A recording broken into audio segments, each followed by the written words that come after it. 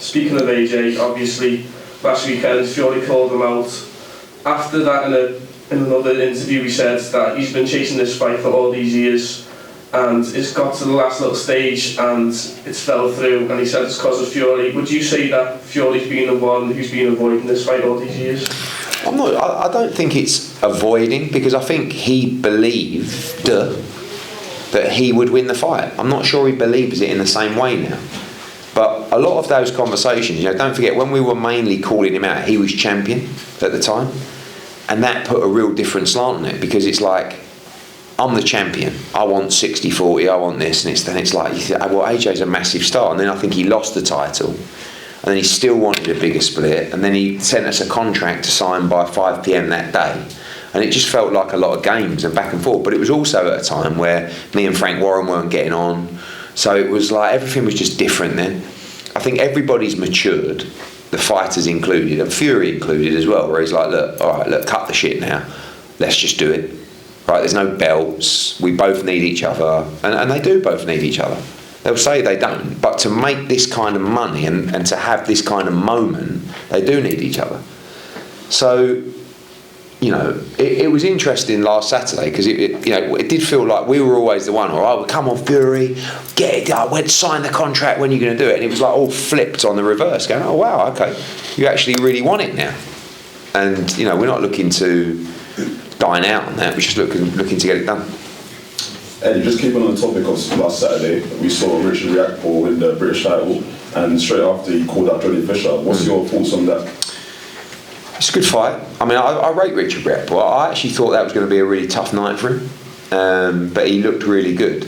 I do think that Richard Riakporhe should be moving up and on into big fights. I mean, he fought for the world title at cruiserweight. He's had a couple of good wins at heavyweight.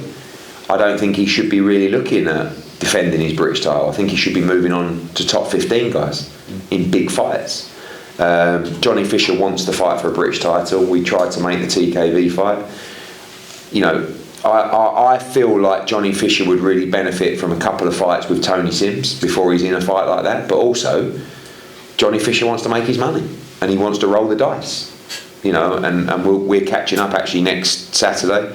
And if he wants to roll the dice against Riakporhe, I wouldn't, be against it. But it's a tough fight to come back to after his run out in Monaco. And Riakporhe's a dangerous guy that can punch. And I just feel like if I had Riakporhe, I wouldn't be looking at defending my British title against Johnny Fisher. I'd be saying, get me the big fights. I'm ready. He's not a young kid. He's in his prime. He's a big, strong man, and I think he's dangerous.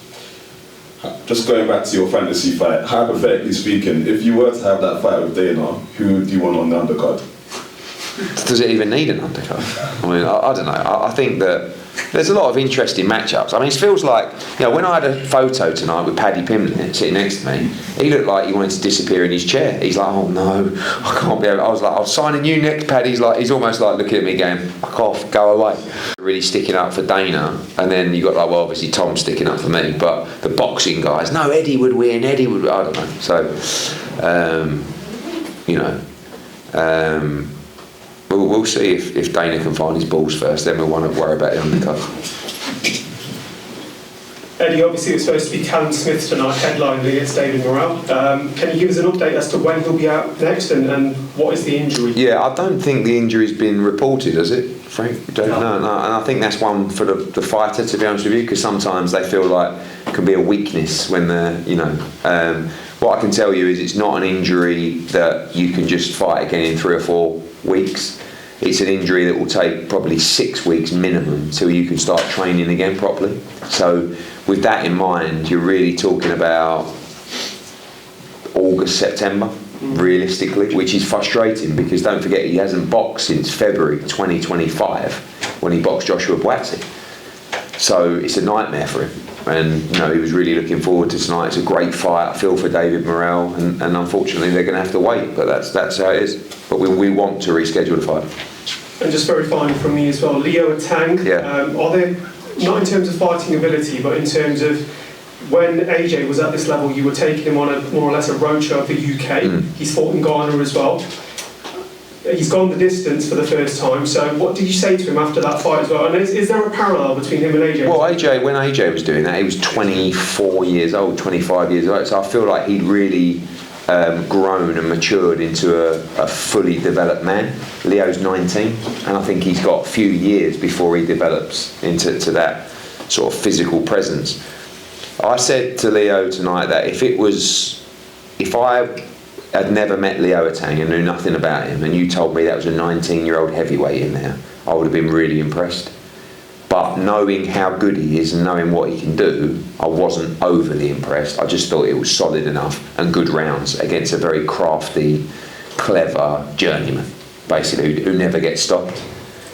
But there's a lot to work on, but we've got time. And like, he keeps going in there and blowing people out in the first round. He got 6 really valuable rounds tonight. They can watch the tape of and look at all the things he did wrong, of which there was plenty. But what he has is fantastic ability. He's a great athlete as well. And when he learns the different, qualities of that's needed, fighting on the inside, better footwork, not smothering his work, the ability to actually get out of the clinch and not just allow him to walk on and hold, and so many different things. He's going to be the real deal. Eddie, exciting fight for McCann tonight.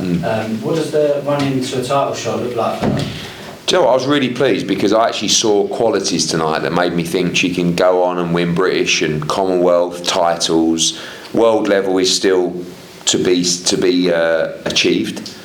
But I thought she looked really good tonight, and I thought it was a good performance, given the pressure as well. The song, everything was amazing. So that was only her 4th fight. So a good 8 rounds banked. I think probably one more 8 rounder and then move into a British title fight. Plenty of super bantams out there, bantams, feathers, all around that weight class that can fight her. So I was pleased for her tonight. I thought she boxed really well because I think she really wants to get the respect of the boxing community, because boxing's her love. I mean, she was an ABA champion well before she ever went into UFC. So I think she's really pleased that people are saying, yeah, you boxed well tonight, and I think that's important to her. And with Ben Whittaker, he's been making it clear that he doesn't get paid overtime for boxing. Over in the stateside, would we be looking for more of a mature Ben Whittaker over there? I think now he's just, like I said, he's very, very spiteful. I mean, you can see it earlier in the round. I know the fight got stopped at the end of the first round, but even loading up early with those shots around the side of the head, like, he looks very, very heavy-handed. And see, Andy Lee mentioned Anthony Yard. I never mentioned that fight. And actually, Ben, it's interesting with Ben. He never really wants to get caught into debating certain opponents. Yeah, Yard, yeah, Boazzi, yeah, all this kind of guy. He's like, look, they're all calling me out. We'll fight. I'll leave it to these guys and that guy. Andy Lee's the one that said publicly, I like the Yard. I think that's a cracking fight. Yard, Arthur, Boazzi. I mean, they're really good fights. There's loads more.